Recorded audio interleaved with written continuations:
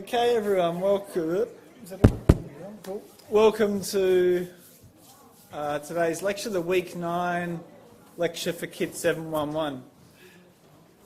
So last week we commenced our sort of collection of lectures that are really going to take us up through Week 11, looking at network security protocols. Last week we sort of talked about them a bit generally.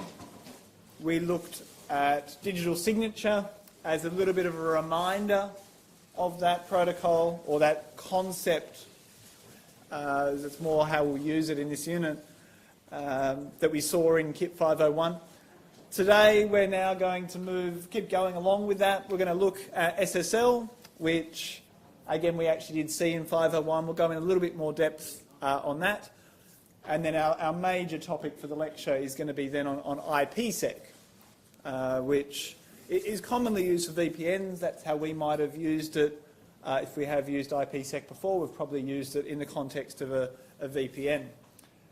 Before we get into that, though, a little bit of a comment around assessment. Obviously, all the written task 2 tasks finish up today. Most of you have completed all of that already. There's a couple of people who have got to do their reverse feedback, which I think that ends at basically midnight tonight. So if you haven't done your reverse feedback yet, jump onto that.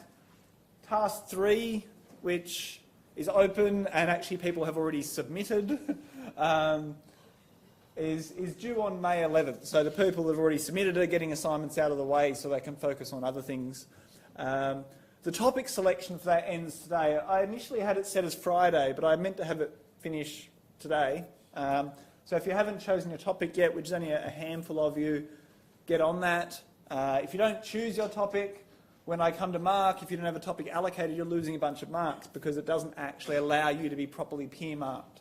So if you haven't chosen a topic, get on to that today. The case study, which we started last week in practicals, is due this coming weekend. Now, I initially thought about having it due on Friday, and I thought, well, it's only a very short, quick turnaround on it because it's only a very small little assignment task. It's about, it's 500 to 700 words. So if you're on 500 words and you've got 5 people in your group, it's 100 words each almost. So it's not by any means a hard task in length. It's more about the brain power that goes into it. So it's actually thinking about your organisation or your business. So that's due this coming weekend. Again, some people with that have basically finished that already. A couple of groups last week had a draft finished in their practical, which was quite impressive. So yeah, that's due this week. Don't forget that it is a short turnaround from when we started it. Peer assessment for the major assignment was supposed to launch on Friday, but a bunch of people didn't put themselves in groups on Milo. And it's actually kind of hard to play around with the groups in that peer assessment system. So I'm intending on launching the peer assessment either later this afternoon or first thing tomorrow morning once I see that those groups have been finished. If I launch it and you're not listed in a group, you're actually losing marks at that point because you're physically not being marked, therefore you get 0. So if you've not assigned yourself to a group, you should do that. Now, that said, I looked this morning at all the people not currently in a group. Who wants to have a guess? Or actually, one class knows. Who wants to have a guess at what day of the week their tutorials are on? Anyone have a guess? Friday. Nope, not Friday. Friday, they all did theirs. Monday. Not Wednesday. Monday. The people we're waiting for so we can do our peer assessment are people on Monday afternoon tutorials. So if you're a Monday afternoon tutorial and you're not in a group yet, there's 150 other people who managed to do this and their shoot was after yours. So if you've not put yourself in a group yet, I think there's definitely some head going down shame situation. That's poor work. So please do that. If when I go to launch peer assessment, you're not in there, you're not going to be in there and you're going to lose marks. That's the way it works. You've had actually literally a week. And on Friday and Thursday, we had something like 6 tutorials or 7 tutorials and all of those students managed to do it. Well done to those Friday people, especially. Okay, into what we're going to look at. As I said, we looked at digital signature and Kerberos last week. Kerberos was a little bit different to what you're probably expecting in terms of a cryptographic protocol. For a start, it's dramatically different to all the other protocols we've seen in that it just uses symmetric encryption. But it uses it in an elegant way. Good cryptography solutions are usually just that word, elegant. We tend to think of elegant and we think of a pretty lady in a very nice big flowing gown and nice jewellery, and that's elegant. It is indeed. But elegant is also just simplicity and perfection, and cryptography, the good stuff, is that. It's doing its job, there's nothing wasted, everything has a purpose. If we have extra steps that aren't fulfilling part of our goal, what we actually end up doing is introduce a step that could cause us a problem. So needless steps that don't really back up our security goal, actually can tend to be where we tend to find security holes. So good solutions are usually simple, elegant ones where everything is focused on the goal we're trying to achieve. And Kerberos is a perfect example of that. Today we're going to look at SSL, which is probably the cryptographic protocol we all use the most. Whenever we're browsing the web these days, most of the sites we're going to are using SSL. As of July this year, so a couple of months away, lots of things are not going to be listed in Google anymore if they don't have SSL. Google's basically said 2 years ago, from the 1st of July, I think it is, 2018, it might be a date in July, it might not be the 1st. If a website doesn't have SSL, they're not going to show it in the Google responses. So that's how sort of fundamental SSL has come to our delivery of content on the web. It enables us to know who we're communicating with, in that it validates who the server is.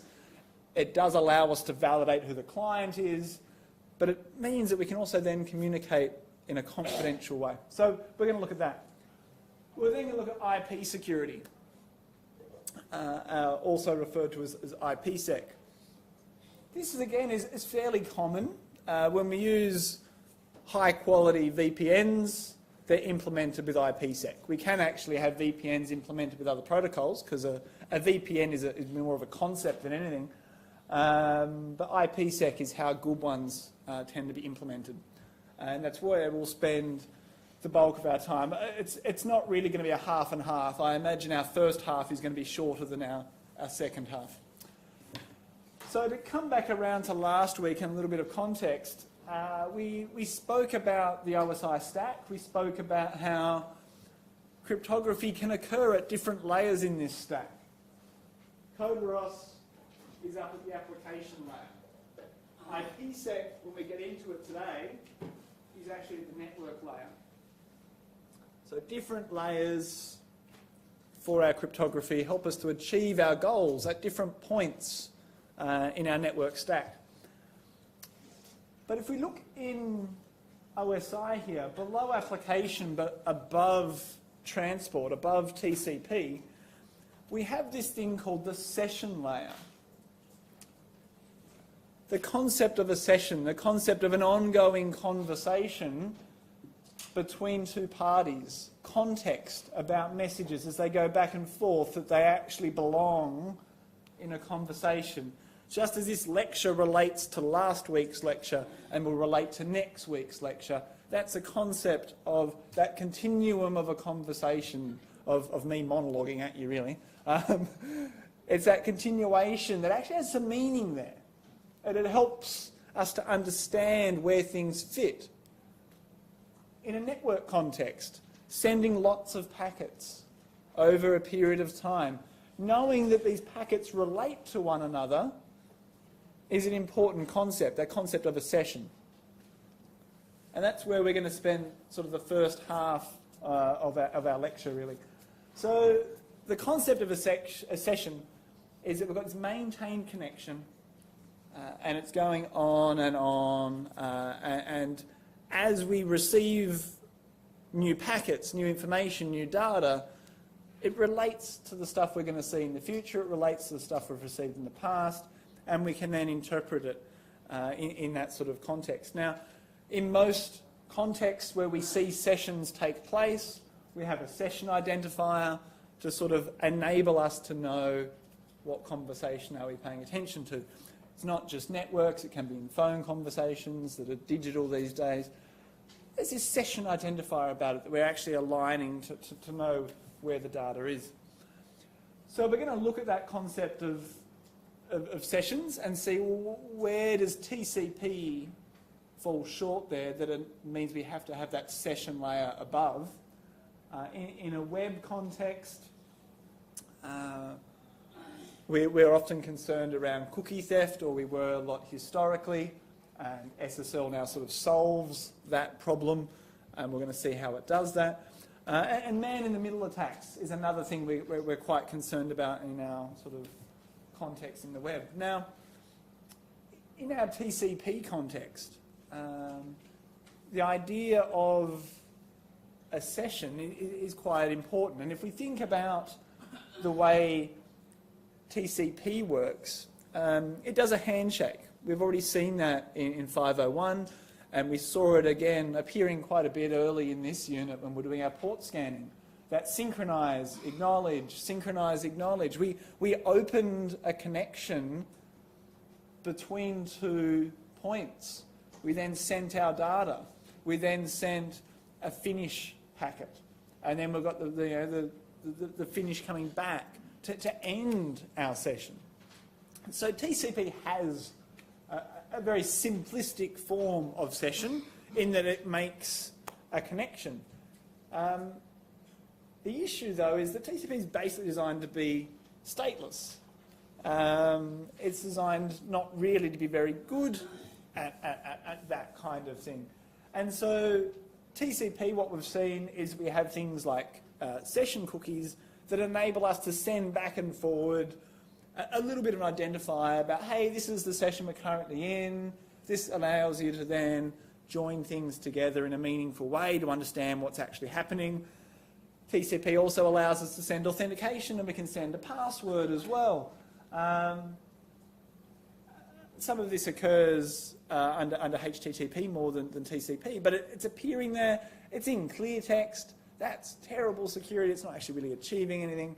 But through our browser, we're able to do these sorts of things, and most commonly, they come in the form of what's referred to as a cookie. And we're able to, in that cookie, have a bunch of variables, some data that we actually keep track of. And those of you who have done the web unit have probably interacted with cookies in that sort of context. But cookies and plain text authentication are both pretty rubbish at anything secure. They're in plain text. You can see them. Anyone with Wireshark can see that data co-passed, can capture it, could then replay it, pretending to be you, and get access to things. A lot of web attacks historically have been around capturing that kind of information and then replaying it. A couple of years ago, and by a couple, like 5 now, I had some master's students in a precursor unit to this one that only had about 20 people in it. There's a lot more of you these days. And in that unit, in their major assignment, I'd get them to investigate things. They'd choose a topic and then spend a bunch of effort doing things. Often it was very practical. That doesn't scale that well up to 200 odd people. And one of those groups was about 2011, 2012, so it was 5 or 6 years ago really. They looked at a thing called Firesheep, which was an add-on for Firefox. It enabled you to sit on a wireless access point and view the traffic that was going on, like Wireshark, and grab the cookies, and then allow you to plonk them down into your browser and then make that same request yourself. And so their research assignment was them sitting up in Lazenby's with their laptop, flogging people's Facebook sessions and Twitter sessions and stuff, and then basically being that person, which realistically probably should have got ethics for. It's breaking lots of ethics rules. But it was a demonstration of these kinds of problems and how simple and easy they were on the web when SSL was not used. So these days, Facebook, Twitter, Instagram, all of them use SSL, and it doesn't work in that same way. Those style of attacks can still exist. They're much harder to achieve, though.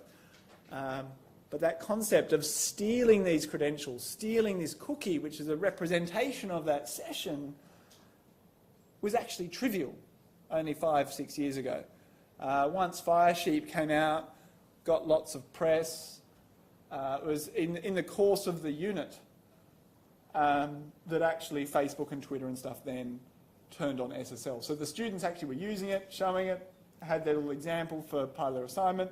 Then halfway through their assignment, Facebook and Twitter then turned SSL on by default, and then they could no longer demonstrate it. But it was a good assignment for those students. They were able to show, here's this security flaw, it's now fixed. Okay. So what we actually saw there, kind of, in a way, was theft of credentials being passed, and you could kind of do a man-in-the-middle attack. Those students weren't really doing a man-in-the-middle attack. They were kind of cutting out one half of it. The concept of a man-in-the-middle attack is you've got two people trying to communicate.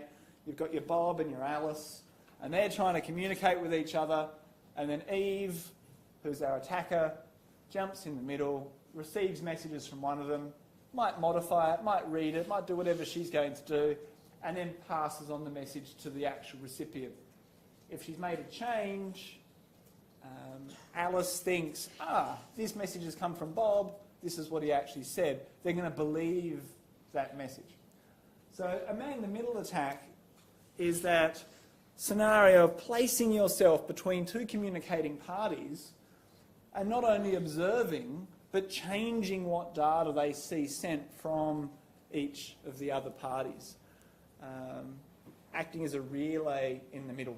That Firesheep example, though, Eve was just coming along and stealing all of Bob's credentials and then just interacting directly with Facebook without actually needing to go back to Bob. Was sort of taking it over completely. So the trick in most contexts for this kind of attack is to actually interfere with the initial authentication process. As I said last week, if we look at protocols in a generalised way, under the basic structure of the RFCs that define them, we see that the actual negotiation phase at the start, the handshake sort of step, is the most complicated step. It is where the most steps are. Attacking that is where you've got the most chance of success, because as they're communicating, they're initially not communicating in a secure way. They're communicating back and forth, setting up their secure communication. So by attacking at that point, we try to get in before they're secured. After that point, when everything's encrypted, it's dramatically hard to try and break into that cryptography to the point of being impossible. So if we're able to actually get in as they're creating their session, then we're able to observe everything from that point onwards, possibly change things and all that sort of stuff. So, yeah, as I said, man-in-the-middle attacks are impossible once the server and client have authenticated. Once we actually know who each other are and everything's encrypted, basically impossible to get in. Down the bottom here, I've got a few examples of common protocols that have had very famous man-in-the-middle attacks against them before. Some of these would still have man-in-the-middle kind of attacks surface from time to time because they're all very popular protocols and vulnerabilities get found. So DNS, the internet doesn't work without DNS. It's one of our fundamental protocols. It enables us to match a domain name to an IP address. So if you're able to sit in the middle on that and feed people fake IP addresses for the destinations they want to go, you're sending them to your website, that they're going to then enter in their credentials. Maybe it's a banking website. They enter in their real credentials. You then capture it and then go log on to the real banking website. You've actually then logged that. So those sorts of attacks are pretty efficient. The next two are around how we share files on a network. We saw a couple of SMB attacks in our penetration testing in the lab. They are examples of attacks against that protocol. So if we think about cookie theft for a moment, the cookie itself is transmitting a session identifier. It's usually also transmitting a bunch of data that's about that session. And so that's defined by the web programmer what data it's actually sending. When in the web unit you create a logon system and you then have a session that's live, and in PHP you then type those different functions like session start, for example. The moment you type that in PHP and that gets executed on the server, that actually creates a cookie. That session actually creates a cookie. So everything from that point onwards around variables that you save, you can actually save them into the session. You can also save them into a cookie through the $_cookie variable name. So cookies are very common. Every session that we have in PHP creates a cookie. It's where we store all of that data. If, as that cookie is getting sent across the network, it gets stolen, that person is basically entering into that session. They're getting access to the data in that session. They're able to view that web page as if they started that session. So that's why cookie theft is so important. You're basically hijacking the session in which was there. So cookies can have long lifetimes. We can actually play around with the cookie length in terms of PHP functions under PHP and other programming languages. They're usually not encrypted. Certainly, they're not encrypted at each end. Under SSL, we then encrypt them in transit. We can encrypt things we put into them, though. So we could actually encrypt stuff in PHP and then store it in our cookie, and that way it's actually stored encrypted in our cookie. That's not particularly hard, but the vast bulk of the time, programmers do not do that. They, these days, trust that SSL is going to secure them. So, the secure sockets layer. This is now how we overcome these sort of man-in-the-middle problems, these thefts of cookies and things like that. Now, I'm going to have a drink of water.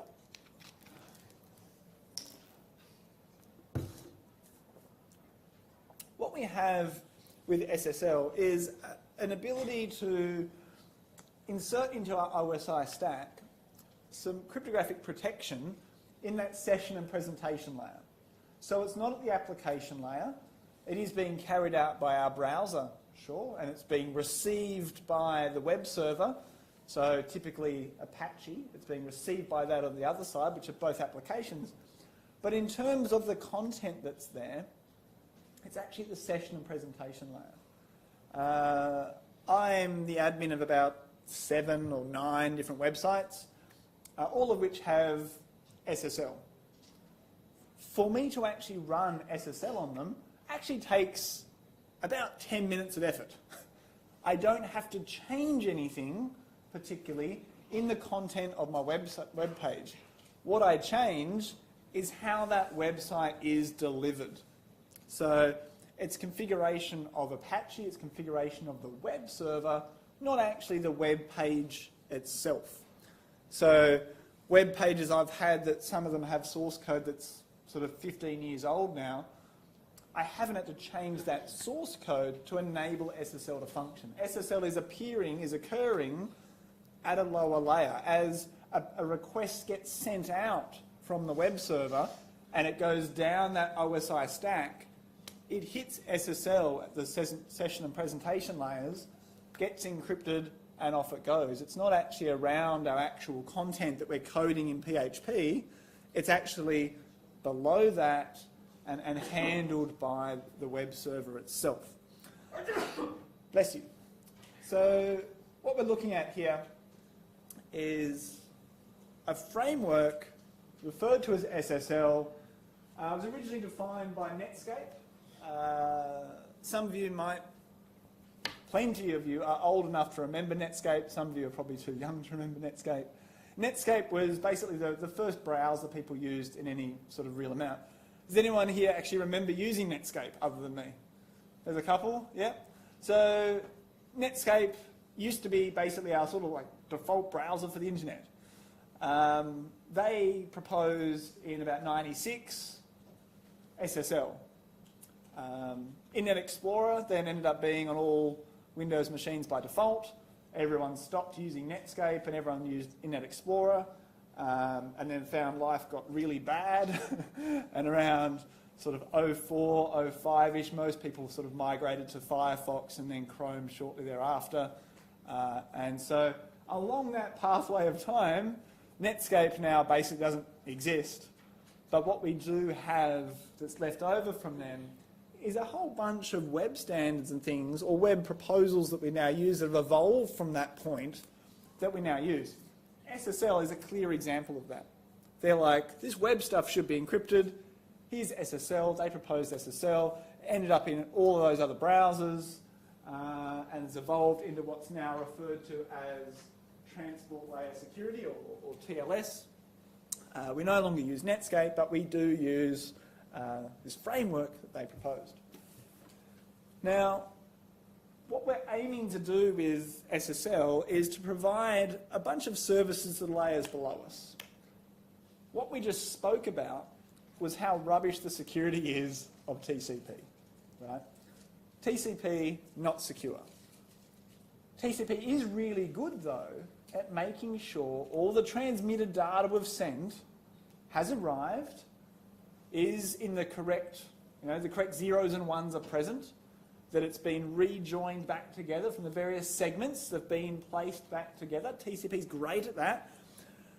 But what we're doing is above the transport layer, in the session and presentation layer, we're going, we will handle the session. We will handle the encryption of the data as it's being sent here.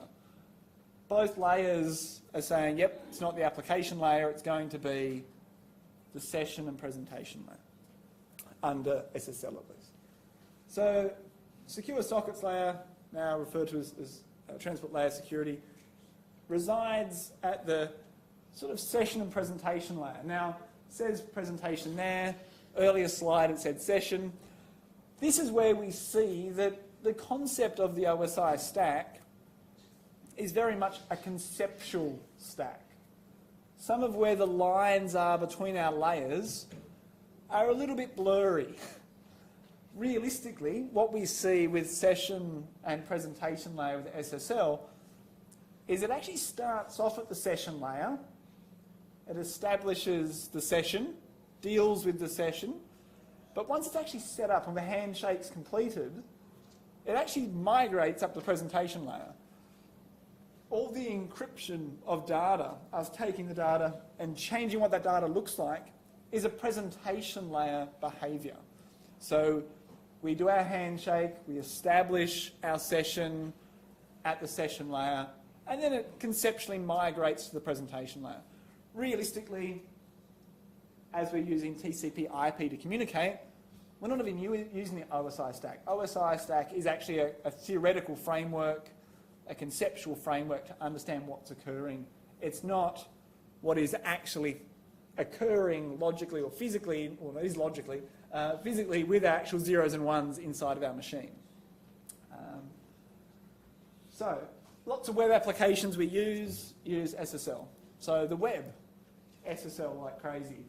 FTP, Telnet, we can use that. Now, when I say Telnet uses SSL, I'm not meaning SSH, that is a different thing, but we can actually use Telnet through SSL, which in many ways would achieve the same goals that we see with SSH for command line access.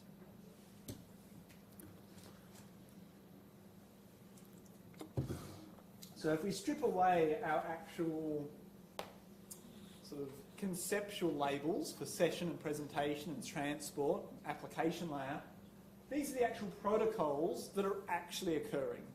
This is what is actually taking place from a practical perspective of what programs are running, what protocols are enabling us to do things. We've got HTTP, FTP, or email and SMTP, through SSL or TLS to TCP down to IP.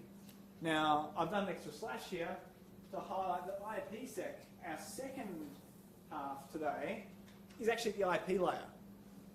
So you can actually have all your SSL stuff from our first half of the lecture, then end up in an IPsec connection after that. And so you can actually double encrypt everything. One under SSL and the other under IPsec. Hopefully that'll make more sense at the end of the lecture once we understood what IPsec is as well. So what kinds of things is SSL looking to actually protect us against? Now, we're looking against threats of eavesdropping, so loss of confidentiality, people reading our content, so going through a hostile firewall or gateway where people might be looking at our content. Tampering, someone seeing our message go past and then modify it and send it on its way. A loss of integrity. And then misrepresentation. So it's hitting C, I, and A, and the A it's hitting is authentication. Misrepresentation is this person I'm talking to really the person I'm talking to, or are they pretending to be someone else? So if we look down the sort of details below here, we've got encrypted communications for that confidentiality. We've got certificates to actually prove who we're talking to. We've got digital signatures to provide that integrity and further authentication. And yeah, it's most commonly with HTTP, but it can be used with a bunch of different things. So what building blocks is it using? It's using symmetric key, our really fast encryption for sending our actual message content. We've got hashes for integrity. Hashing is sort of like the cornerstone of our integrity measures in most systems. Public key cryptography, enabling us to actually exchange our symmetric keys, enabling us to sign messages with our digital certificates. So we've actually got a few of those building blocks. Digital certificates being one of the things we actually looked at last week. Our negotiation phase, we actually figure out and decide what algorithms to use, what key lengths to use, what are the keys we're using. So the actual negotiation phase is a whole bunch of messages going back and forth, deciding what details are we actually going to use. Can you guys stop talking? That random rumble from that side of the room is quite distracting. It's you two girls in there. Thank you. And then obviously once we've actually finished negotiating and getting our keys, we actually then connect, send the data we actually care about. So I'm going to just briefly touch on the steps here, and then we've got a more in-depth sort of 10 slides in a row going through the actual steps that occur. So under SSL, part of that misrepresentation side of it is actually knowing who are we talking to.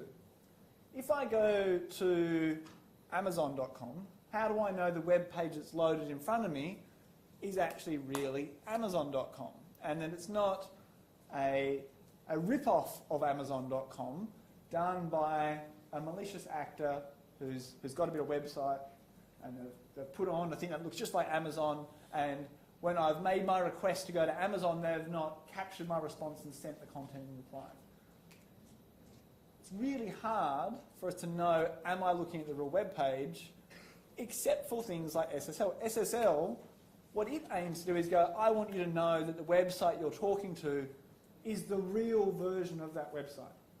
That it's got a certificate to prove that the version you're looking at is really the correct version you're looking at. It's not someone pretending to be Amazon. It is actually Amazon. So it has server authentication by certificates. So in our browsers, they actually come with hundreds of certificates in them that enable us to then validate certificates when we receive them. And the main point of that is to validate SSL server certificates so we know who it is we're talking to. We can also have client certificates. Generally, we don't have these with the web, but we actually do have them in some contexts. In our Australian context, most people, when they do the tax return these days, do an electronic tax return through the Australian Tax Office website and through a little utility. That has client certificates in it that get generated based on a tax file number. So that's, for Australians, the most common thing that they might have done that would have had a client certificate for them. But in terms of visiting web pages, fairly rare to have a client-side certificate. My wife, who's a psychologist, has some client certificates to prove who she is for when she's actually connecting through to a thing called Medicare. So when people come to see her and Medicare pays a bunch of their bill, which is the government paying a bunch of their bill, she has to use a certificate to prove that she is truly who she is, claiming money from the government to get paid for seeing the client she just saw. So that's probably another common scenario we see where you've got doctors and dentists and psychologists and stuff who have certificates to prove who they are to get paid from government. Except for that, most of us don't tend to have client certificates for things particularly often, under SSL at least. We've got these two things. We sort of prove who we are if we're going to. Once we've done that, the client and the server cooperate to actually generate our session keys, our symmetric keys we're going to use. And then after the handshake, we do our data transfer. During this phase, we actually end up deciding what algorithms we're going to use, what cryptographic ciphers are we going to use. Historically, SSL would allow you to negotiate down to pretty weak ones. Under version 2, it would allow you to negotiate to null, the null algorithm, which is basically no algorithm. So that was a bit of an issue with that historically that they fixed. These days, as we look at more recent versions of SSL, you're able to be fairly strict as to what algorithms you're willing to accept to use to communicate. So that you say, my minimum algorithm is this one. Anything below that, I'm not going to accept. That's what I was just talking about. Okay. A fairly interesting part of this, and we'll see this as we go through the longer version, is the way we actually get our session keys set up. So both parties in this are actually going to generate some random data and then encrypt it and send it to the other party. So that as we go to generate our session keys, we're actually generating them off some data being randomly generated by both parties. So the server and the client both end up generating some random data to then use as part of the keys that they're going to use to actually communicate moving forward. So when we go to communicate with a website we want to buy whatever it is we're buying, or we're connecting to Netflix and it's going through SSL, when we actually go to make that connection, it's not remembering the session key we had yesterday, it's not using the symmetric keys we used previously, it's for that brand new connection. It generates brand new session keys, brand new symmetric keys to use just for today, just for this session. And that's why we've got this random generation. We want our keys to be different every single day. That way we don't have key decay over time. We're not using the same key over and over and over again. We're using new keys for new sessions so we don't end up having the problems around key decay that we talked about in KIP 501. So once we've generated that data and send it back and forth, we then generate a master symmetric session key that we then use to generate some other session keys as well. All right, so we're going to go through in detail. So step one, this starts from the client side. The client's like, I want to go to Netflix. That's what I want to do. So the users say, I'm going to go to Netflix, and it connects across to the server saying, yep, let's communicate. My owner wants to Netflix and chill. So the client sends the server the client's SSL version number, some cipher settings. These are the protocols I want to use, some randomly generated data, and other information the server needs to communicate using SSL. So up until this point, the server's just sitting there. The client initiates it. The server sends the client the server's SSL version number, cipher settings, some randomly generated number, and other information the client needs to communicate. The server also sends its certificate. So there we see that it's going to be starting that authentication of who is the server being communicated with. If the client is requesting a server resource that requires client authentication, it requests the client's certificate. So we've gone each direction at this point. It's all been in clear text at this point. Nothing has been not in clear text as yet. The client uses some information sent by the server to authenticate the server, which in this case is the certificate.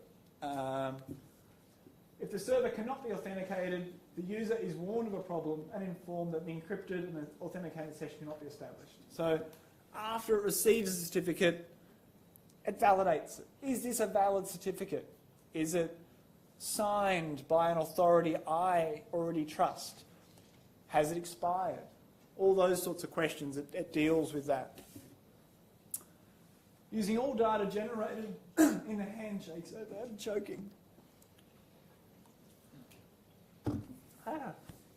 Using all data generated in the handshake so far, the client, with the cooperation of the server, depending on the cipher being used, creates the pre-master secret for the session, encrypts it with the server's public key. So now we're starting to get some encryption occurring. And the encryption that's occurring is based on the server's public key. So the only person that can open this is the server's private key. Other people could take this and delete it and replace it with another public key encrypted bit of data, but they can't open it.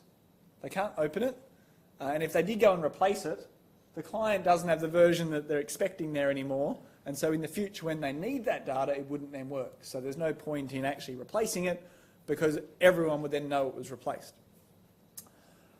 Encrypts it with the server's public key obtained from the server's certificate sent in step 2 and sends the encrypted pre-master secret to the server.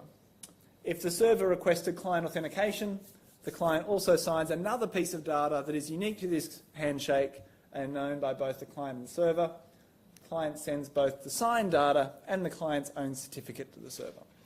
So if the client is using something that needs them to prove who they are, they send the certificate along with some data they've encrypted with their private key. Now, anyone can open this who's got their public key, but what it does mean, though, is that this particular data has definitely come from that private key. They're proving who they are, is what they're actually achieving. They're proving who they are to the server, that they're the only person with that private key. If the server requested client authentication, the server attempts to authenticate the client. If the client cannot be authenticated, the session is terminated. If the client can be successfully authenticated, the server uses its private key to decrypt the pre-master secret, then performs a series of steps which the client also performs, starting from the same pre-master secret, to generate the master secret. So what we see actually happening behind the scenes there is a bunch of steps taken on some of that randomly generated data to actually make a master secret. It's going to be, well, not going to be delving into it here, but it's doing a series of steps that are going to be algorithmic key generation steps that they've agreed on to actually do around maybe tying it to certain timestamps and things like that as well. Both the client and the server use the master secret to generate session keys, which are symmetric keys used to encrypt and decrypt information exchanged during the SSL session and to verify its integrity. That is, to detect any changes in the data between the time it was sent and the time it was received. So they're actually both generating their session keys remotely. They're not transmitting the session keys. They're both generating with an agreed process based on the data that came before that point, based on that encrypted information from the client to the server in that signed by the server's public key, that generated pre-master secret. The client sends a message to the server informing it that future messages from the client will be encrypted with the session key. It then sends a separate encrypted message indicating that the client portion of the handshake is finished. So it's sending its first encrypted message with the session key, but it's also sending its final unencrypted message saying, yep, I'm done. I'm ready to talk encrypted and no other communication. 8, the server sends a message to the client informing it that future messages from the server will be encrypted with the session key. It then sends a separate encrypted message indicating that the server portion of the handshake is finished. So both of them send this same sort of message back and forth saying, I'm done talking in clear text. I'm only going to communicate now in an encrypted message. And that first message they send that says, hey, my part's finished, it's known content. Both of them are expecting to see that.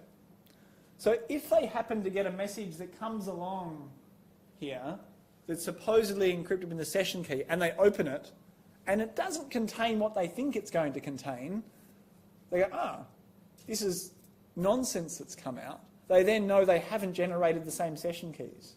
They're able to know at this point with these messages, this first encrypted message I got has come and I'm expecting it to say that they're finished clear text, but actually I can't understand it. That means I haven't decrypted it successfully. Our keys are not the same. And the last step, the handshake is complete. The SSL session has begun. The client and the server use the session keys to encrypt and decrypt data as they send it back to each other. So this is just now wrapping up here. Under TCP, we had the concept of sessions. They're not particularly implemented by TCP. They're kind of occurring higher with cookies that are more of a HTTP concept. But cookies and plain text authentication as well, again, HTTP there, is in clear text. It's able to be stolen quite easily. It's not really providing any true security from anyone with any skill. It's only giving sort of a bit of an illusion of security, really. SSL is a framework that actually provides us with some decent functionality and capability to actually create sessions and encrypt all the content and the exchange that we're actually undertaking inside of it. All right, we'll stop there for 10 minutes. We'll start back up at 1 minute to 12, and we'll be looking at IPsec.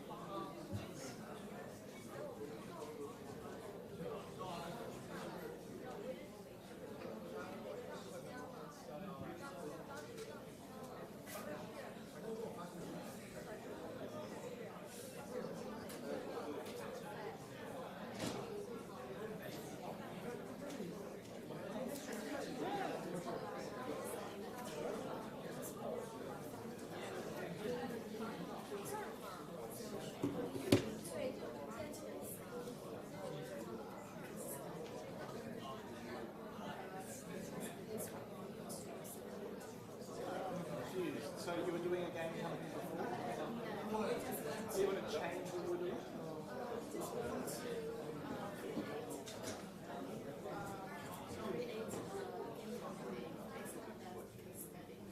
Oh, so you're basing on a real one? Yep, it's fine. I mean, at the end of the day, you're not going to know everything about that game company. Yeah, but you're not going to know everything about it. So your case study is still going to be a bit different today. You're going to, because you, not because worry about plagiarism, it's purely for you to do a good policy, you need to have information about the company. If you're basing it on a real company, you don't actually have a lot of information. No, not at all. Most people completely. It might be easier to go, oh, this company, this is kind of how big they are, we can use that as a bit of a model. But no, it doesn't have to be a real company at all. No. But 99% of them are all completely fictional, no one's based it on it. That's the entire point. Yes.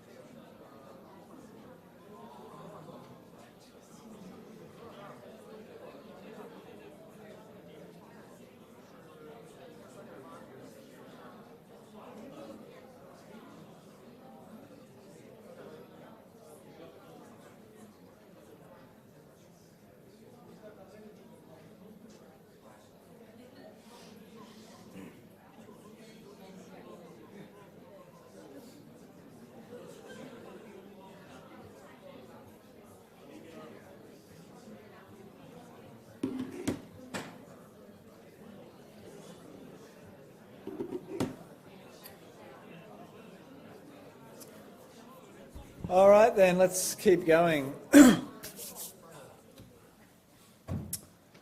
Okay, so we've seen a little bit up until now about TCP.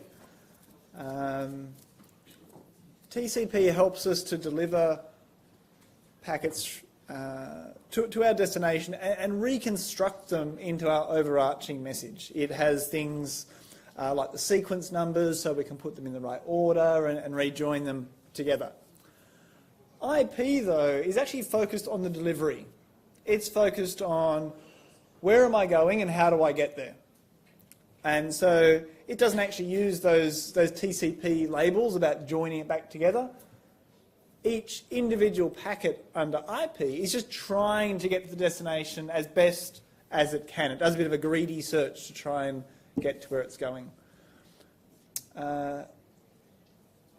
IP is our most sort of important one, I guess, in terms of getting there. In terms of actually being reconstructed, though, TCP plays that very important role. The two of them together are really why we call the model that we use the TCP IP model. They sort of go together. Realistically, they're fairly low down in our stack. We've looked at Kerberos already. It's top layer. Digital signature occurs at multiple different layers depending on what we're doing. SSL, we just saw, occurs above TCP. What we're going to do now is basically jump below TCP to the IP layer to see what's happening there. Now, fundamentally, a lot of attacks that we see occur are successful, or they operate under the assumption, or because of the assumption, that we're not sure how to know where a packet's truly come from. We don't know that a packet has really come from where it says it's come from. It's fairly trivial to fake the source address in a network context. You can capture from Wireshark and then replay it, saying where it's come from even though it didn't actually come from there. So that source information details are found in the network header at the IP layer. So if those can be changed, they can be redirected. And realistically, they do get changed. As our packets come in from the internet onto the university network, as they go through the firewall, destination addresses get changed all the time. If we think of our home network, for example, there's an IP on our router, but we might have our phone, our laptop, maybe our roommate's laptop and their phone, we might have our TV on there. They've all got different IPs. They're all IPs in our little home network that are probably a 192 or a 172 or a 10.10 network. They're private addresses. They're not internet routable. So for packet delivery, that header is going to change. It's part of how networks work. And so in that context, we're not sure where an IP packet's come from because those packet headers change and they need to be able to change for delivery to occur.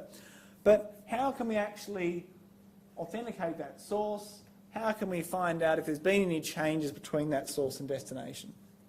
That is the problem IPsec's looking at. It's looking at the network layer, providing source authentication, knowing where it's really come from for those IP packets on a packet-by-packet basis, because IP is packet by packet.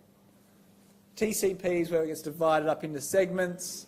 When we looked at SSL, as it goes to transmit a bunch of data, it's a big amount of data. It gets encrypted. It comes down to TCP where it then gets chopped up. It's already encrypted before it gets sliced up. At IP level, it's already in those segments. It's already in those packets now, and we're looking at, for this individual packet, how do we know where it's come from?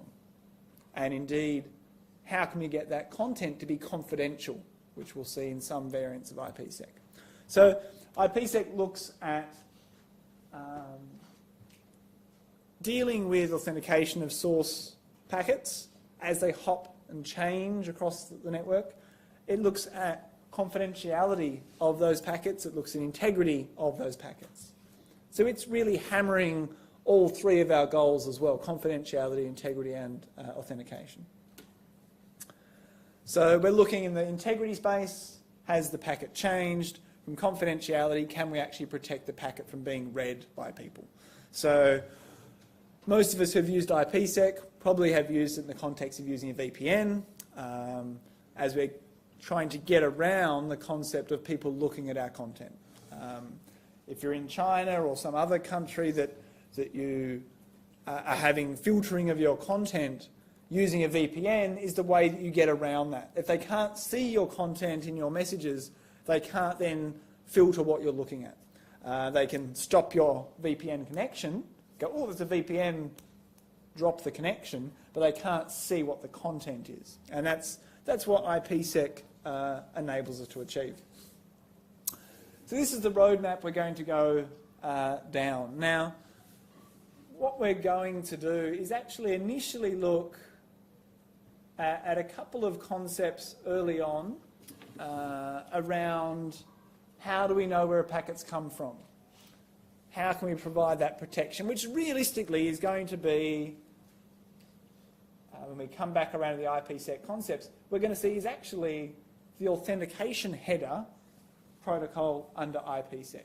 IPsec is actually made up of two protocols, authentication header and encapsulating security payload. So initially, for a couple of slides, we're going to spend some time looking at how it can do some protection of that header information. If that's so vital, how can we protect that?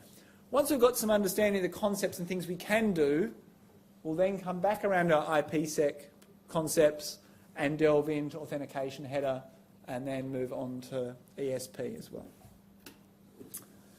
So as a suite of protocols, which is what this is, it's multiple protocols, not just one. We use some elements we've seen a couple of times already, and we're going to continue seeing them. We use hashing for integrity. We use symmetric algorithms for confidentiality, and we're using public key algorithms for key exchange and authentication. So if we look at those three tools are achieving the same goals under SSL and IPsec. Exact same goals with the exact same tools. But those goals are slightly different in that they're occurring at a different point of our OSI stack. That is the fundamental difference if we compare broadly IPsec and SSL. One is at the top, above TCP, one is down the bottom, packet by packet. That is our bigger difference, really. In our initial handshake, we've got no assumptions about common elements possible. We've actually got a fair amount of flexibility there. It's not quite as defined as what we see in SSL. We can have certificates. And if you use a VPN to connect into the university, you'll see that that's actually using certificates to prove that there. We download a little bit of software from the library website, and that actually has some certificates in it. There's no assumptions about key lengths. They're all going to get negotiated. Shared secrets, they're going to get negotiated. So there's going to be a fairly complicated initial handshake as we figure things out. If we don't have any certificates, what we end up doing is we use Diffie-Hellman or Oakley Key Exchange. So Diffie-Hellman was our original public cryptography that was from the 70s in origin, where we're generating data and sending it, they're generating data and sending it back, and it's around prime numbers and those sorts of things and the factorisation of them. And so we can use certificates if we've got them, which we do in that uni context, or we can also use these exchange protocols. So IPsec uses HMAC, which we saw that in 501, for integrity and source authentication. So HMAC is a integrity check. It's a hash, but it's an authenticated hash. So HMAC, we do our hash. So let's say we're hashing this. We're doing a hash of this, but what we actually do is we add our password to that, or our secret to that, it then gets hashed. So at the other end, if they've got the same secret and they receive the data, they can create the same hash. And they know the person who made the hash had to have the data and the secret to produce that hash. so you know who sent it to you is the person who's got the secret. HMAC's a very simple little protocol. If you've forgotten how that achieves what it's achieving, look at the resources on Milo. So the initial handshake under IPsec actually sets up what we refer to as a security association.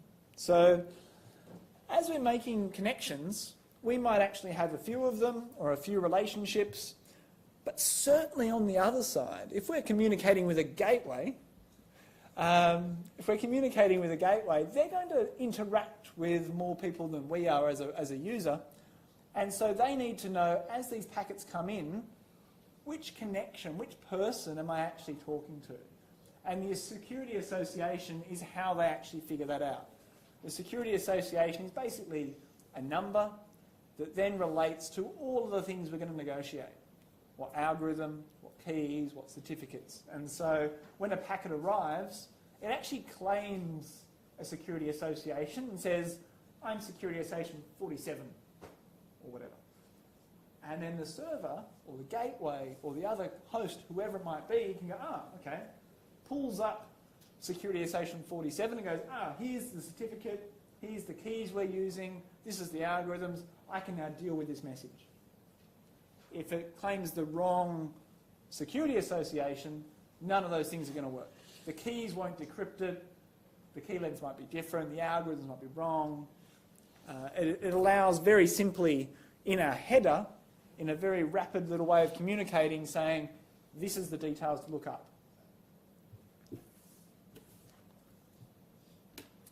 So, coming back away from IPsec for a moment and just looking at it going, look at the problem, look at what data we have that we could feed into a HMAC is what we're going to look at really to see how can we actually achieve authentication of a packet and to therefore know that it has come from where we think it is. So as an IP zooms around the internet, it changes from hop to hop.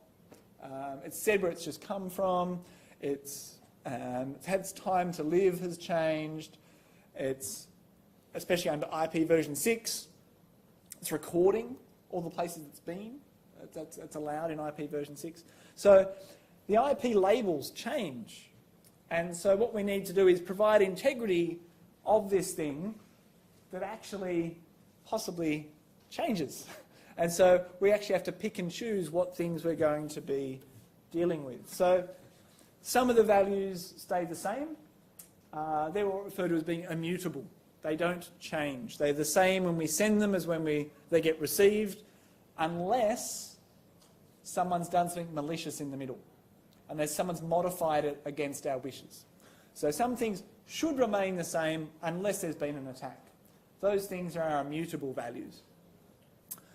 Some of them do change.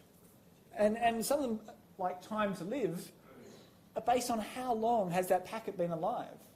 If it's going from my phone to, I don't know, another thing on campus, that time to live is not going to change very much. Hasn't gone very far. If it's going from my phone to Germany, the time to live is going to change dramatically. That packet's going to take a couple of seconds to get there, as it's been routed halfway across the globe. So some fields will change. We know they're going to change. They have to change for it to function. Those are our mutable fields. The fields, most of our interaction at this point in life with the word mute, especially as international students, might be that we've seen mute on remotes. And we go to tell the TV to shut up, we press the mute button. Mute means to turn off. Immutable, we can't turn it off. You can sort of try and remember it that way. So our mutable ones are going to change, and they have to change for it to function. So if we're going to be creating a hash, and we know these values are going to change, it means that they're not useful to our hash. So our mutable values, we're going to be setting those to a specified value. And some fields that will change are mutable but predictable. We know they're going to change, and we can probably predict what they're going to change to be. Things like our destination address. So here's the headers for an IP packet, and we've got a couple of values in here. Things like flags, for example. We're going to know what they're going to be. But not going to actually get you to memorise which ones are mutable or not, don't care about that. But the idea is the fields that are going to change dramatically, that are mutable, we actually set those ones to 0. We set them to 0. The predictable fields, we know we're going to change, but we know what they're going to end up as in a correctly sent message. We predict what they're going to be set to, and we set them to those values. Then we take all that's in that bit of data and we create our hash of that with HMAC 96. So it's a 96-bit hash, so it's 96 bits long. We create a HMAC of that with our secret, with that form of the header, that we've set the predictable things to their predictable values. The ones we know are going to change, we've got you're 0 now. Don't care about you, you're 0. And the values that are going to be remaining the same, we leave them as what they're going to be. We've now got enough data to create a hash, and we do a HMAC. When we send this, we send it, goes its way across the internet. The person at the other end gets the real header, and mutable values are like, ooh, that's a mutable value, set to 0. The rest of them should be what they should be. The predicted values should now be their values. The values that shouldn't change should still be those values. They are then able to create their HMAC and compare it. If they match, then they know it's not changed. If they match, they know it's come from who we think it's come from, because the secret was included. Their secret was added to the hash, which in this case was the bottle cap. It was added to the data, and they're able to know that this message has come from who they think it has come from. So that's using HMAC on an IP header, a key building block that we've got. Now, replay tags are important. In that previous context where we were sending stuff, it wouldn't be that hard possibly to try and replay one of those to try and get a bit of data out of it, possibly. And so what we actually need to do is actually have a little bit of information there that can stop replay attacks from occurring. So as the IPsec protocol adds its own header here that includes the HMAC value we've just done, it also adds a sequence number. So that as we're communicating, we're sending lots of packets, all with their own HMAC, we also include a sequence number, so that the user at the other end, or the server or the gateway at the other end, knows as the packets arrive, the sequence that they're there. So if they've actually got packet 47 and another packet 47 arrives, apparently that's today's number, I don't know if it's from Sesame Street or not, it arrives, they go, oh, I've already seen this packet, I know this is fraudulent, I can ignore that packet, I can tell it to go away. The sequence number allows that replay attacks are not going to work. And so IPsec has this concept, not a very complicated concept, it's used lots of places as well. We've got this window of sequence values. We're able to count up to a number. Any duplicate numbers we've already seen get rejected. Any values outside of our window get rejected. So we're looking for the next number in the sequence within a certain threshold as we sort of build up all of our packets. So as we go forward in time, as we receive packets, we're then filling in the blocks. If we get one from out here, oh, it's too far away, it can't have been sent yet. But things inside of our window, our acceptable window, we're expecting that different packets might arrive out of order. This window size allows us to then keep track of it. So it's a 32-bit number, so it's a fairly big number that the frame can cover. But our actual window size is not that full 30-bit number, it's a smaller section on that. So we're able to deal with replay protection. Okay, so that's two little building blocks that we've seen. Nice little sequence number and HMAC.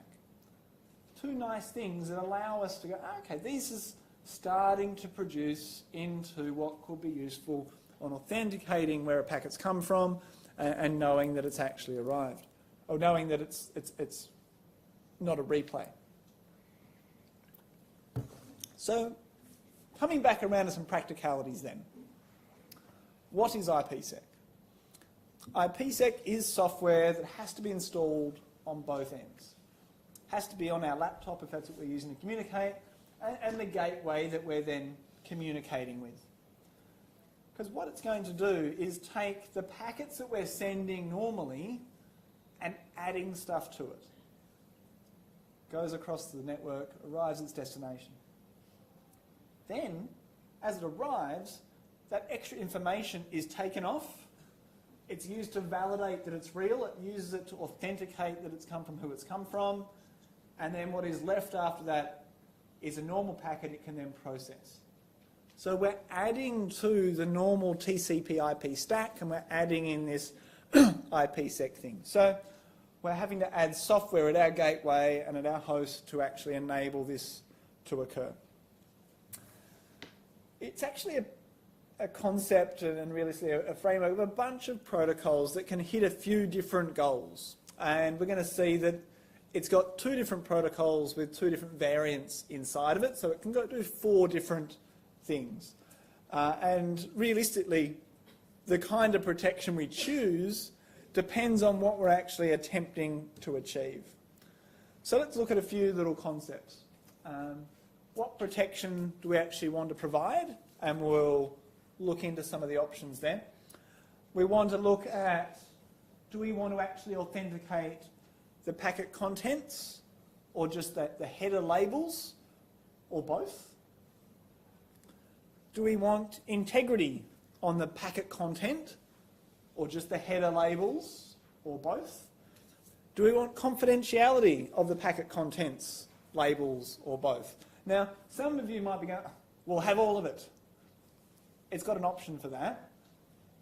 But we don't necessarily always want the most complicated, most secure thing. If we're operating in contexts where that's not needed and all we're doing is actually slowing down our network traffic, slowing down and adding complexity to our transfer of data, then we're not really achieving anything useful.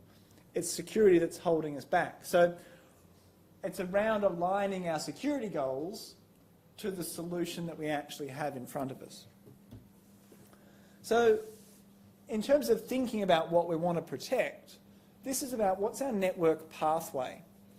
Are we actually protecting two things between two different gateways? And so it's not actually particularly based on the individual hosts, but it's actually between two gateways. And so as hosts inside of each network go to communicate with each other, the gateways actually protect that bit of traffic. And so it's, instead of going over the normal internet, we're actually giving it IPsec for that transit between these two gateways. And it might be completely transparent to the user whose packet is going between these two gateways.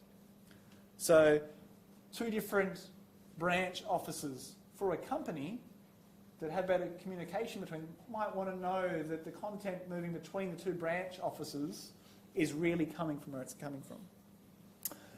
Remote host to trusted network gateway, so the dial-in user. Often when I've taught in China, I've connected back to UTAS via VPN for sending internet traffic through. I've used a bunch of different VPNs, and so if China's blocking a certain VPN, I jump to a different one, as you do. And so one of the ones I might use then is just bounce off UTAS. It actually tends to be a slower option because my traffic's largely going in the completely wrong direction. It's going from China to Tasmania to Europe or America. It's like, oh, let's go the long way. But that's a way. You can actually get all of your traffic to then go from, or use particular traffic going from that person out there on a laptop through to the big private network, through to the network gateway. Once their traffic hits the gateway, IPsec's removed, and it's as if they're on that internal network. That's what we have when we use VPN to connect to uni, in a way. Granted, we're not talking about confidentiality yet particularly, but when we're connecting from home on our laptop to the university network via VPN, we're actually joining the university network. And once we hit the gateway, it's like our packet is actually on the university network. From a host inside a trusted network to a host inside the same or another trusted network. So going through firewalls, jumping from one network onto another and trying to get out and about. From a remote host to remote host. So we're trying to have security between two different endpoints without there being particular gateways, although realistically, in that context, they're both each other's gateway, really. From a host inside a trusted network to another trusted network gateway. So there's a few different ways we can draw the lines here. We've got a little diagram here. So we could have two different gateways talking to each other. We could have this host here trying to communicate with this gateway, or this host here trying to communicate with this host, or it could be this guy is out and about, coming back. There's a bunch of ways we could draw the lines, and that then results on what kind of protocol we end up using to achieve things. So the example is actually on the slide though. Student working from home, going through the university gateway to get to Alacritas or one of the other university servers. The idea with IPsec is that this joins us to the university network.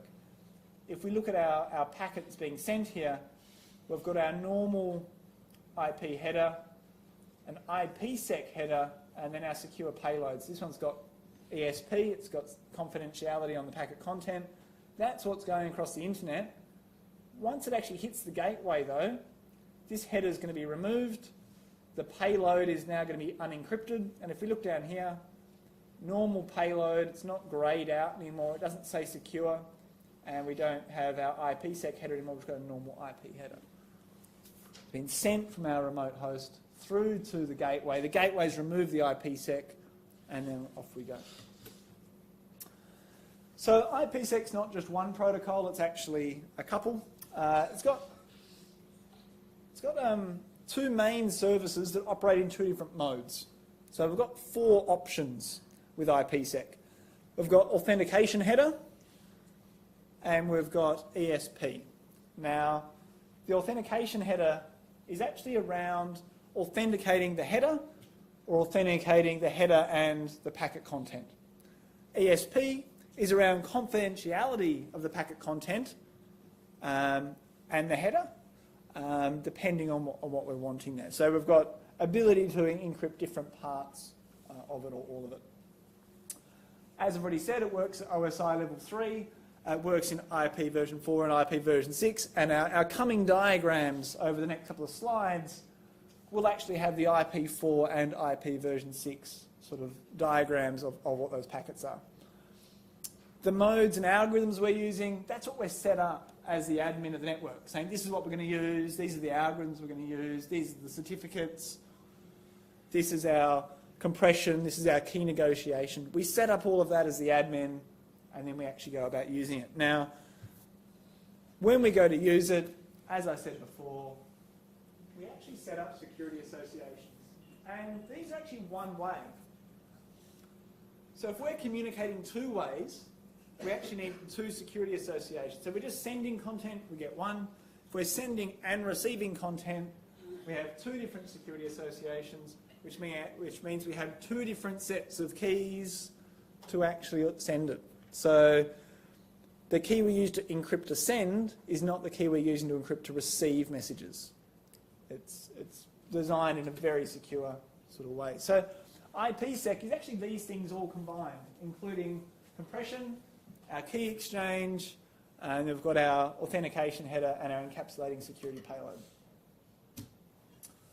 So, as I said, security associations, one way. We do our handshake, establish our keys, establish our key lengths, and we set that up. So that's one way. If we're sending and receiving, we go both directions. We end up with two security associations.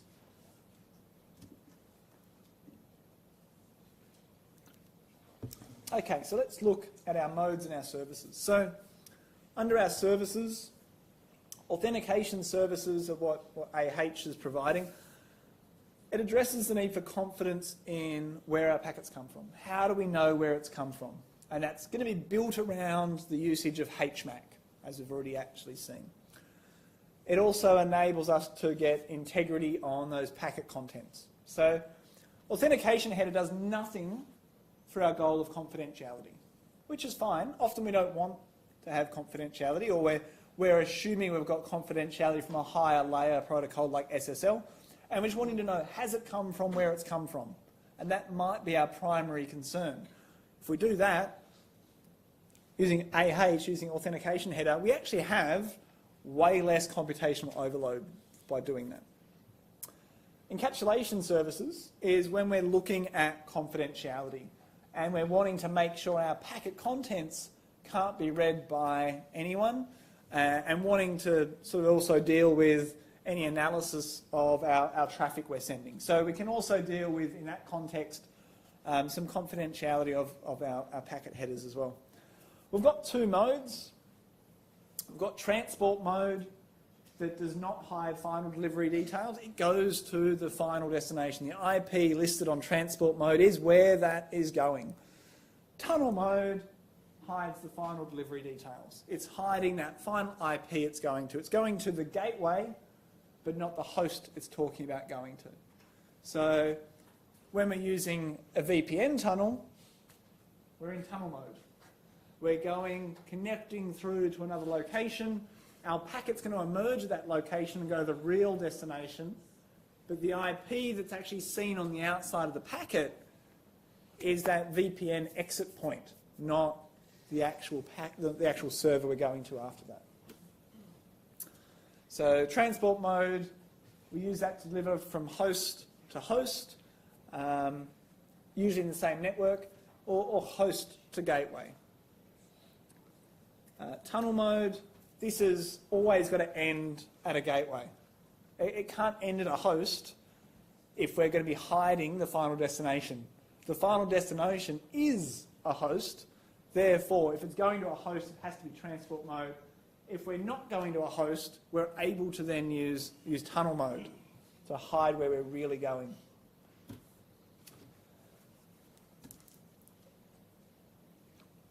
So if we look at the structure of what's being sent, we've got our normal data here that's actually being sent, and our normal TCP header. In addition to that, in transport mode, we've got our IP header, and that includes the real destination of where it's actually going. And we've got our IPsec header here, which is where we'd find our HMAC and our sequence number and those sorts of things. In tunnel mode, our IP header here on the outside doesn't have our final destination. It's got the gateway that we're going to. That obviously from that point our packet's going to go on further. We have our IPsec header. We then have our real IP header on the inside along with our data. So this here could all be encrypted and not visible at all to other people. They would just see these two things in the clear. So authentication header.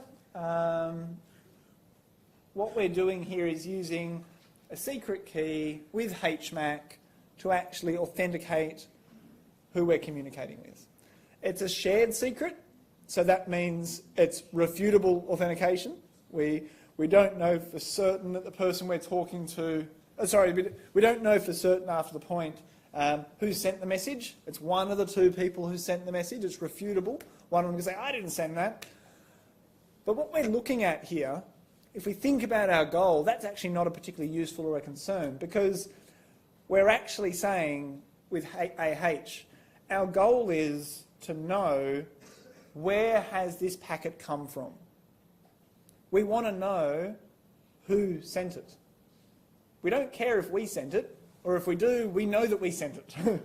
So there's us faking an IPsec message to ourselves in terms of that source address is actually not useful. It's not actually a security problem in that context, because we know who we are, and so if we received the message signed with a shared secret, we know it had to come from the other person. If we're fake sent it to ourselves, there's no value for us. There's no actual benefit there. So HMAC in this context with shared secret, it achieves our authentication with symmetric encryption, which is lightning fast. So we get nice, fast, Granted refutable, but that's okay. It aligns with our goals around the IP header. It can also be used to do our packet content as well if we chose that as well. So it's end-to-end versus end-to-intermediate. So we can go from a particular host all the way through to a server, and that way the server knows it really came from here, and this one knows it really came from the server. Or we could go through to a gateway, and that way the gateway only allows packets onto the network that it knows where it came from.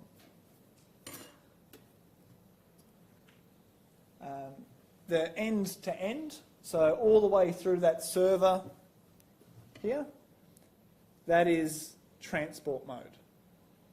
Tunnel mode is when we're then going to the gateway. Our final destination of where we're going is not on the outside on that normal IP header. It's on that internal header, as it were. So two different versions there, transport and tunnel. Transport to the final destination, tunnel to an intermediate host there. This is what it actually looks like. This is the IP version 4, IP version 6. In green here we've got highlighted the authentication header portions added. So our normal data, normal TCP, authentication header, and obviously, yeah, under IP version 6, you can see we've got more header content in IP version 6.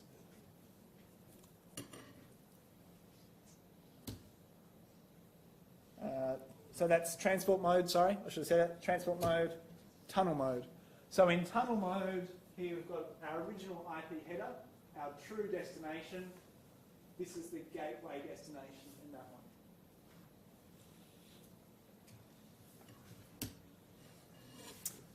What's actually in that header? So a big part of it is our HMAC. So we've got our HMAC, we've got our sequence number, so we know the order of the packets that are arriving. Is it in our window? Is it a legitimate packet? We've got our SPI, which is relating to our security relationship. I think it's called. Does it say there? I've gone completely blank on the name of it. Have I forgotten the name of that? Security association. Association was the word I couldn't think of. So this is where we find the details for our security association. So this is just a number. This is us saying a number. When it arrives at the destination, that number gets looked up in their little collection of associations, and they can go, here's the keys, here's the algorithms, here's the key lengths that we're going to use for that. On to ESP. So under ESP, this is where we can then get confidentiality. We can hide the content of our packets from observers. Now this is going to add even more header and trailer stuff going on, and we're also going to see that the packets are encrypted. It's going to do little speckledy dots to show us which ones are encrypted and which ones aren't. We've got our two modes. We've got transport and tunnel. Under transport, it's going, obviously, to the final host. Tunnel is going to a gateway. So tunnel is going to hide where our packet's really going. Transport doesn't hide where we're completely going. Under ESP, though, what we're looking at is confidentiality. That's our main goal. And tunnel mode is where our VPN tunnels are. So ESP in tunnel mode is a VPN, effectively. Transport mode, confidentiality, but we still know where we're exactly going. It's not used as much as tunnel mode. Often we're going through a gateway and then we're off in that way. Of these four, I'd say tunnel mode and ESP is probably the most common we use, because VPNs are ridiculously common these days. Our algorithms get established during our negotiation. They get put into our security association. We've got a list of symmetric ciphers down the bottom there. Generally, doesn't have AES in the list. Oh, yes, it does. Mostly these days, you're going to be using AES for pretty much everything. It's our current standard. It's fast. It's good. But by listing all of them, you can see sort of a bit of an idea on the age of IPsec and how long it's been being used. So here's our version 4 and version 6. The spots with spiggledy lines are what's encrypted. So if we look at, this is transport mode. If we look at this, we can see that we've got trailer additions as well as the header additions at the front. The original IP is what's actually in our headers though. This is transport mode. It is going to the destination that wants it. We can't hide that IP address there. It has to be the destination IP address, otherwise how's it going to be delivered? We jump over to transport, to tunnel mode though. If we then look at tunnel mode, we can now see our original IP header is now got spiggledy lines on it. It's being encrypted, they don't know where it's going. So in that context where we're using a VPN to get out of a country, the IP that's here is the IP of the VPN gateway we're going to. The website that's being blocked by the country is in this IP and therefore not visible, can't be seen, and that's how that actually operates. They can't see this, they don't know where our packet's going, therefore it gets around their controls. So what's here in our ESP? We've got our parameter index up the top, so our association, we've got our sequence number, we've got our actual payload and any padding, and then we've got our authentication data at the end, which is our HMAC, which is our trailer that we can see there.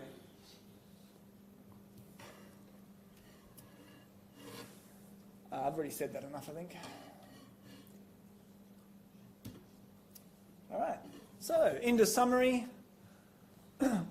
IPsec's a very strong and powerful protocol, and I think as we've come through today, looking at both of these, my weird description of elegance at the start with the pretty lady with the fancy dress and the jewellery hopefully makes sense. I think as you looked at IPsec, it's quite simple. It's using very powerful tools in fairly simple, easy to understand ways, but the strength of it is because those underlying algorithms are strong, that Oakley Key Exchange and Diffie-Hellman aren't broken, and that AES is a really strong symmetric cipher, means that if those are your building blocks, it doesn't matter who's trying to get into it, they're not going to be able to break that cryptography. So by using them well with good keys, we then produce something that can't be broken. Now, that relies on us having good keys. In these sorts of contexts with IPsec, with SSL, it's generally the case that we don't choose our keys. We get the computer to generate a strong key for us. If we were choosing them and it's based on a password that's 8 characters long, it'd be easy to break. Instead, the key lengths are long, 64 characters, those sorts of things, can't then break that cryptography. It's all based in IPsec at least, for the quick lookup, the quick usefulness of it, based on that security association. It's just got that number there. You rapidly look up the number. Oh, these are the certificates. These are the keys I know. Let's decrypt the message.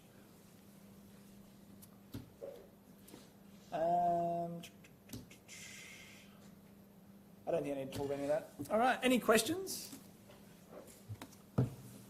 All right, well, just a quick comment for anyone who arrived late. Obviously, the case study is due this coming weekend, so meet with your teams and do that. If you arrive late and you're in a practical this afternoon and you've not put yourself in a group on Milo, please do that at the highest priority. Thank you.